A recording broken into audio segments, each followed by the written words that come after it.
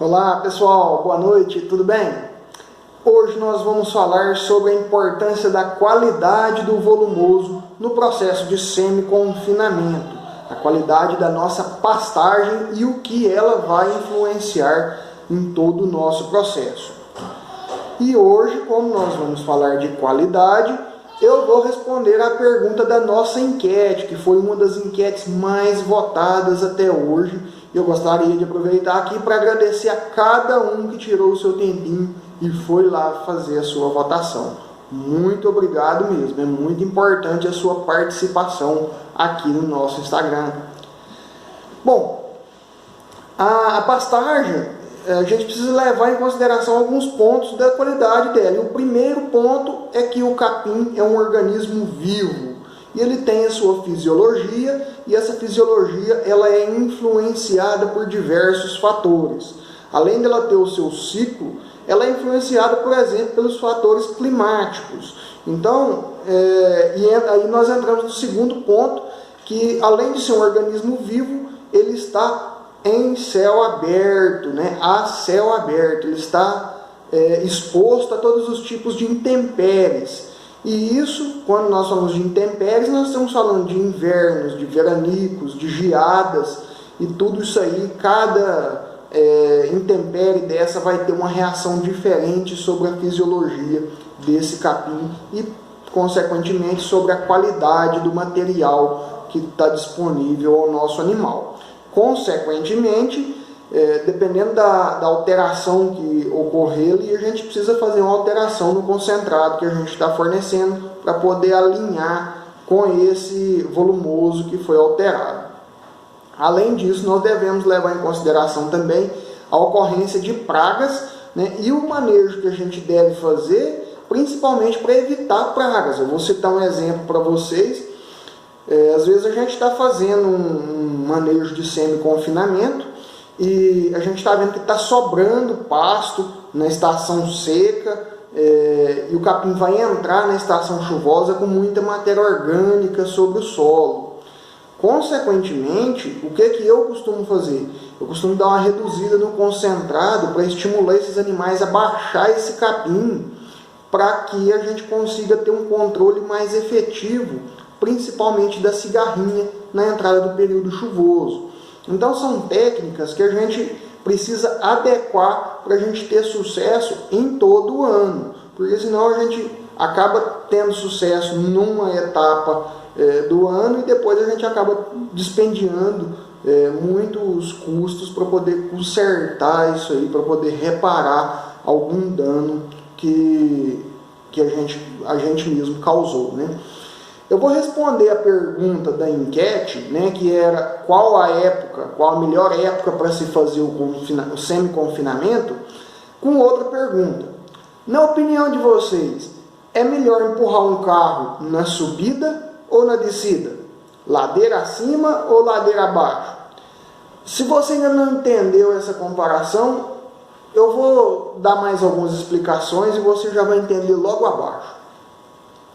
A qualidade da pastagem está diretamente relacionada à digestibilidade dessa pastagem, a quanto que o animal consegue aproveitar dela. É um ciclo de transformação. Quanto de capim nós conseguimos transformar em proteína animal, seja ela carne ou seja ela leite. Bom, e essa digestibilidade ela é influenciada por uma série de fatores. Dentre esses fatores, o primeiro, e que sofre muitas alterações no decorrer do ano, é a quantidade de matéria seca desse capim. Então, dependendo, às vezes o capim pega lá 10 dias de sol durante o período chuvoso, ou nos períodos de transição, que são muito complicados, tanto pela fisiologia da planta, quanto pela instabilidade climática. Outro ponto muito importante, que também varia de acordo com o clima e de acordo com a fisiologia, é o teor de proteína. Nesse ponto, a gente costuma separar em PDR e PNDR. Como o capim é muito pobre nos aminoácidos essenciais, e isso fica a cargo das bactérias sintetizar novamente esses aminoácidos, a gente vai pensar aqui no teor de PDR o que a gente precisa fazer para poder consertar esse teor de PDR e tentar tirar o máximo possível de proveito, certo? Só para vocês sintonizarem aqui, PDR é a proteína degradável no rumen, né? Então, quando a gente fala em PDR, nós não estamos falando do desempenho do animal, nós estamos falando inicialmente do rumen e de toda a digestibilidade do capim, tá bom? Outro ponto muito importante no capim, que às vezes a gente precisa corrigir através da nossa suplementação, é a degradabilidade da energia desse capim. Às vezes ele tem uma PDR boa, mas falta energia para as bactérias ruminais poderem trabalhar e a nossa digestibilidade acaba ficando abaixo do que a gente espera. O teor de fibras também é um outro ponto muito importante e ele é dividido em duas partes. A parte digestível, né, que com certeza nos auxilia muito no processo produtivo, mas a gente precisa ter cuidado com a parte indigestível e quanto dessa parte indigestível que está ligada aos nutrientes, principalmente a proteína, que se liga com muita facilidade à fibra. Nesse ponto, a gente precisa ter cuidado com variedades de capins muito altas, porque quanto maior é a planta, mais fibra ela precisa para poder se manter em pé. Então, uma planta alta e na estação seca, onde tem incidência de ventos, onde essa planta já não está tão funcional, mais seu metabolismo está mais lento, ocorre um acúmulo de fibras na estrutura dessa planta para que ela possa ficar realmente de pé. Quando a gente tem um retrato, né, do perfil do nosso capim, a gente precisa corrigir isso aí através do uso realmente de concentrados. Muita gente às vezes não vai entender eu falando de correção nutricional num vídeo de semi-confinamento. Mas por quê? Gente, corrigir é mais barato do que complementar, certo? Então, se você tem a chance de atingir o seu objetivo com proteinado, com proteico energético, eu não recomendo o semi-confinamento. Por quê? Eu não sei vocês, mas eu gosto de lucro. Para mim, quanto maior for a distância entre o que eu estou gastando e o que eu estou ganhando, melhor. Então, eu gosto de ver ali uma boa margem de lucro e para isso eu gosto de ver uma boa digestibilidade, uma boa rentabilidade do negócio. Transformar realmente capim em proteína animal, certo? Se bem absorvido, uma pastagem de média qualidade, a boa qualidade, ela pode dar aí de 700 a 900 gramas por dia. Eu estou vendo de ganho de peso por dia. Eu estou vendo muita gente suplementar para chegar nisso aí, fazer semi-confinamento para chegar nisso aí. Então, eu acho que está tendo algum erro, alguma coisa que está fora do eixo aí. Se você está tendo esse tipo de problema dentro da sua propriedade, chama a gente aqui no direct, no WhatsApp ou nos comentários e a gente vai conversar, vai trocar uma ideia e tentar resolver o seu problema, tá bom? Independente da quantidade de concentrado que a gente fornece, é aquilo que eu já falei em outros vídeos. O importante é a gente não abrir mão da digestibilidade do volumoso, porque o volumoso é mais barato, então tem a chance, né, a gente sendo eficaz em digerir volumoso, tem a chance de a gente fazer uma arroba mais barata e lucrar mais, certo? Agora, voltando à nossa pergunta, eu digo para vocês o seguinte: na estação chuvosa, o capim tem todas as condições para realizar o seu máximo metabolismo. Então ele tem pleno desenvolvimento, ele tem os 4 fatores mais importantes, que é água, luminosidade, calor e nutrientes à sua disposição. Quando a gente entra na estação seca, a gente perde alguns desses fatores. Nós perdemos a água das chuvas, nós perdemos luminosidade porque o dia fica mais curto e em consequência desse encurtamento do dia nós perdemos também a questão do calor. Nós temos nutrientes, mas faltam os outros 3 fatores e consequentemente o metabolismo do capim é bem diminuído. Então aqui, se a gente for suplementar, realmente a gente vai ter que empurrar o carro ladeira acima. Então, resposta da pergunta é: melhor época de se suplementar, estação chuvosa. Principalmente por uma questão de custos, tá, galera? Pessoal, principais problemas do semi-confinamento.